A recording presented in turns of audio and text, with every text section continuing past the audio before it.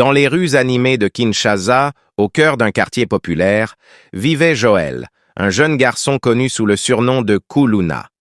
Ce nom, qui évoquait à la fois la peur et le respect, représentait bien sa réputation dans le quartier.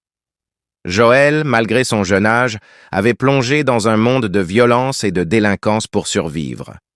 Issu d'une famille démunie, il avait grandi sans père, et sa mère, malade, peinait à subvenir à leurs besoins. Les difficultés de la vie l'avaient poussé à rejoindre un gang local. Avec ses compagnons, il se livrait à des vols, des bagarres et semait la terreur. Mais derrière son masque de dureté se cachait un garçon perdu, assoiffé d'amour et de compréhension. Un jour, alors que Joël préparait un coup avec son gang, il croisa le regard d'une vieille femme. Elle tenait un panier rempli de fruits et peinait à marcher. Quelque chose dans ses yeux, un mélange de fatigue, de tristesse et de compassion, le toucha profondément.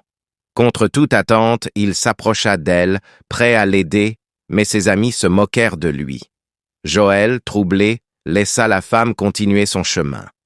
Cette rencontre ne quitta pas son esprit. La vieille femme lui rappelait sa propre mère. Peu à peu, il commença à remettre en question son mode de vie. Un soir, alors qu'il s'apprêtait à participer à une nouvelle attaque, il refusa. Ses amis, surpris, le menacèrent, mais Joël était déterminé. Il se tourna vers une église locale où il rencontra le pasteur Mbouyi, un homme connu pour aider les jeunes en difficulté. Avec le soutien du pasteur et de la communauté, Joël trouva la force de quitter la rue et le gang. Il se mit à apprendre un métier et devint apprenti mécanicien. Des mois passèrent et Joël commença à se reconstruire. Bien qu'il portât toujours le poids de son passé, il devint une source d'inspiration.